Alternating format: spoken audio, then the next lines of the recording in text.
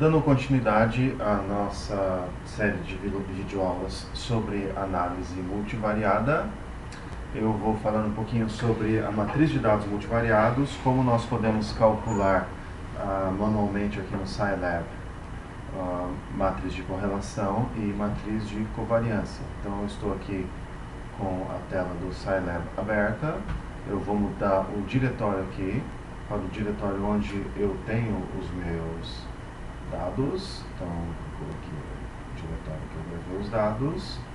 Esses dados eu já usei em uma das aulas de quimiometria. Então aqui a pasta quimiometria, fact, e a pasta data. Agora eu vou trabalhar com um conjunto de dados que nós usamos na aula de PCA, análise por componentes principais. Essa aqui é uma das transparências que eu apresentei nessa aula. Corresponde a uma amostra com 9 fios de cabelo.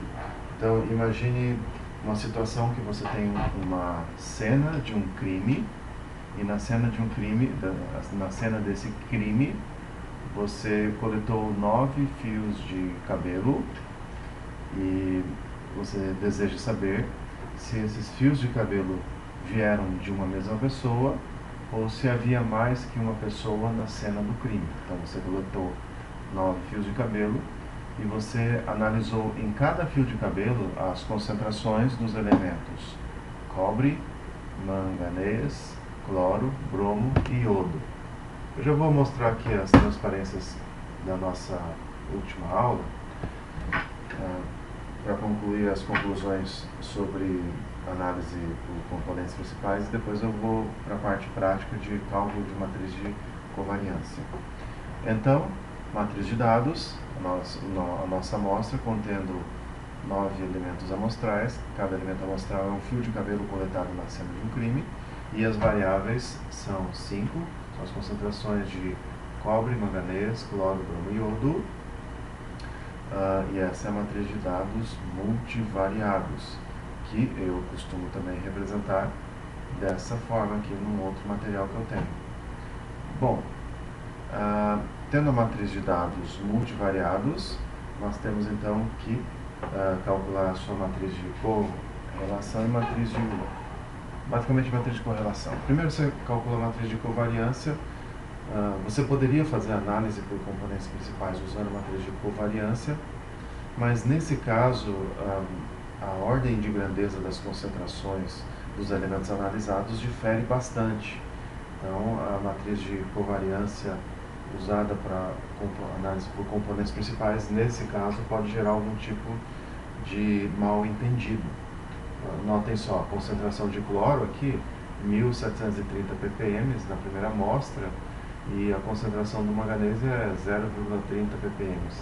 Então a ordem de grandeza das concentrações aqui é muito diferente de variável para variável. Por isso, melhor do que você trabalhar com a matriz de covariância é trabalhar com a matriz de correlação. Então vamos lá. Calculamos a matriz de correlação. Aqui está a nossa matriz de correlação, que é uma matriz simétrica com respeito à diagonal. Os elementos da diagonal correspondem aos valores 1 e os elementos fora da diagonal correspondem às correlações entre os pares de variáveis. Lembrando, se eu tenho 9 elementos amostrais e 5 variáveis, no caso a concentração de cada elemento analisado, então cada elemento amostral corresponde a um ponto em um espaço de dimensão 5, que nós não podemos visualizar, tem mais que 3 dimensões. Então eu calculo os autovalores e autovetores da matriz de correlação.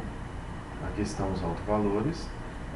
Essa matriz de correlação, como ela tem a diagonal 1 e é uma matriz 5 por 5, é uma matriz simétrica, eu já posso adiantar para vocês que a soma dos autovalores dessa matriz vai ser 5, de modo que um dos critérios para você escolher o número de componentes principais que você vai usar seria o número de autovalores significativamente maiores que a unidade. Nós temos então 2 autovalores maiores que a unidade, e esses 2 autovalores explicam juntos 90,70% da variância do conjunto de dados. Então nós vamos, digamos assim,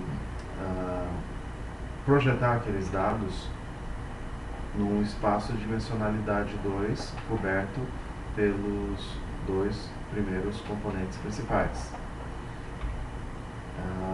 Bom, os scores dos elementos amostrais nesse subespaço coberto pelos dois componentes principais correspondem, na verdade, a uma combinação linear das variáveis originais, onde os pesos dessa combinação linear são os autovetores da matriz de correlação. Então, esse Tzinho aqui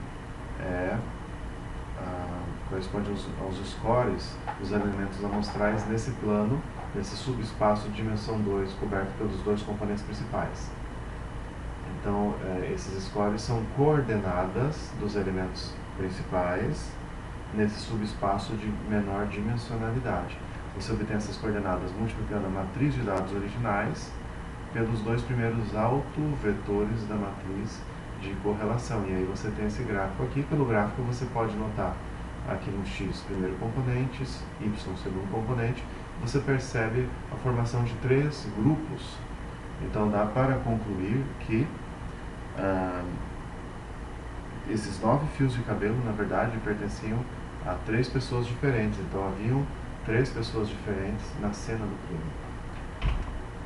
Esse gráfico aqui dos loadings, das cargas, indica quais as variáveis estão mais fortemente correlacionadas e quais variáveis influenciam mais no agrupamento e nos scores de um dado elemento amostral no espaço, num dado componente principal.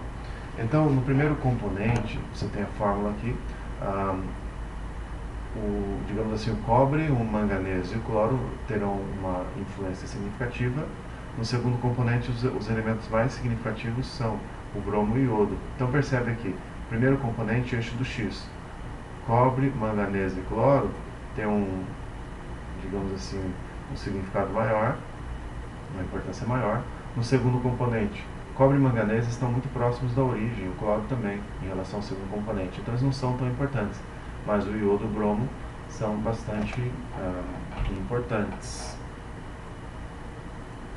Bom, esse gráfico aqui é o gráfico combinado dos scores dos elementos amostrais no subespaço dos componentes principais, ou seja, as coordenadas dos nossos elementos amostrais, que corresponde a cada fio de cabelo nesse subespaço coberto pelos dois primeiros componentes, e nós graficamos junto as cargas ou digamos assim, a importância de cada variável na formação dos grupos, na discriminação entre os grupos. Então, no nosso exemplo, as variáveis cobre, manganês, iodo e cloro separam os objetos em grupos formados pelos elementos amostrais 2, 8 e 5, aqui embaixo, 3, 6 e 7, enquanto que, digamos assim, a variável bromo separa o agrupamento à esquerda,